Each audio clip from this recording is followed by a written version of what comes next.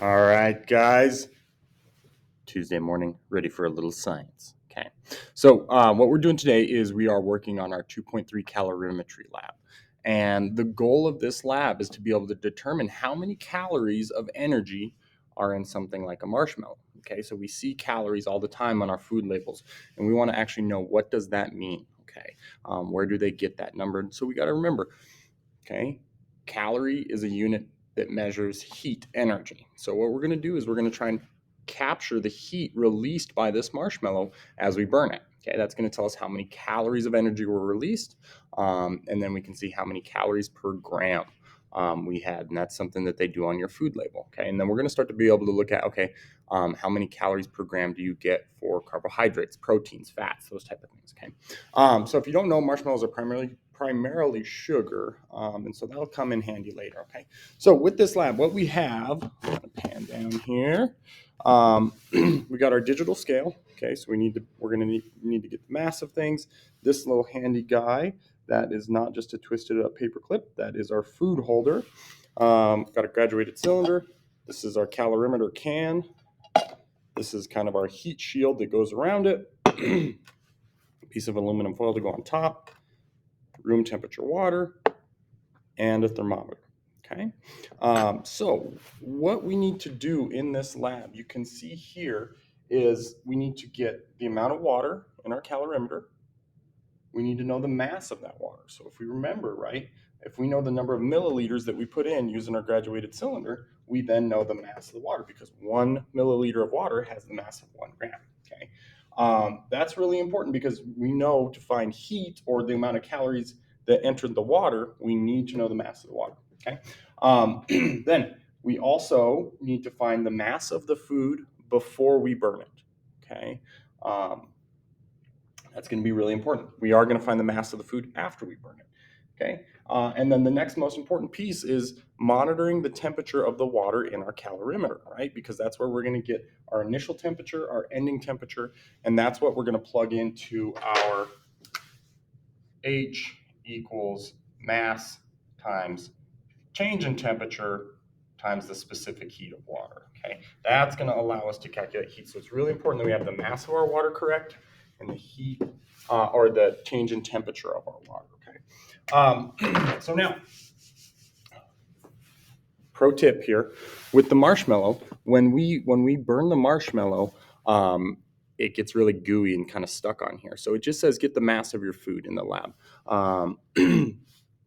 So with the marshmallow, what we're going to want to do is we're going to use the method where we get the mass of our paper clip and the mass of our food. Okay, and then we can just subtract the mass of this afterward. Okay, so this is just going to be something you have to write down, right? Because there's not a spot for it on your data table. Okay, so I want to be able to say, okay, put this on here.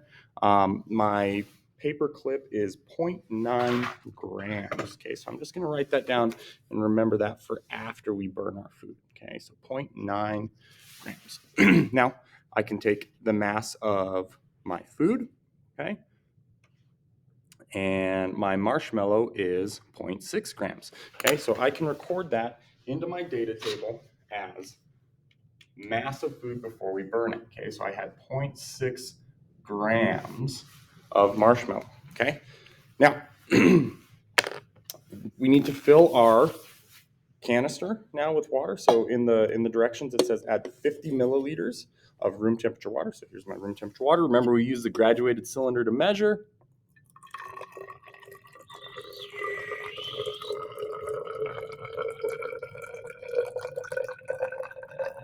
And voila. Okay, so there's our 50 milliliters of water. I'm going to go ahead and add that into my can.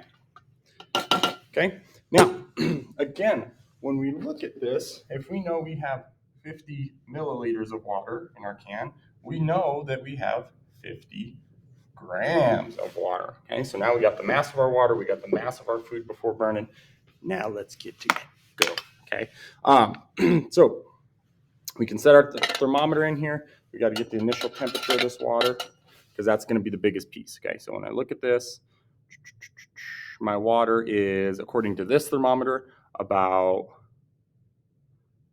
17 degrees Celsius. Okay, so I can put that in T1 here, 17 degrees Celsius. Okay, that's going to be really important because we're going to need to measure that change in our water temperature. So what we want to do then is you're going to take your food clip, okay, set it there. You're going to take your food and you're going to set it right. Whoa, set it on top of your food clip, try and get it to where it's going to stay. Then you take your big can, and the little can should set right up on top. Now you want to make sure these holes are on the bottom. That's going to allow air to flow in. Okay, and then last you can put the aluminum foil over the top of it. We're just trying to trap all that heat in there. Okay, and then you can stick your thermometer back down in. All right, now here is the tricky part, but all we want to do is we want to ignite the marshmallow, and we want to try and capture all that heat and have that go into the water. So use your lighter. Okay, we're going to go underneath it, and these should light pretty easy. Okay. Now, one thing as you're doing this, you don't want the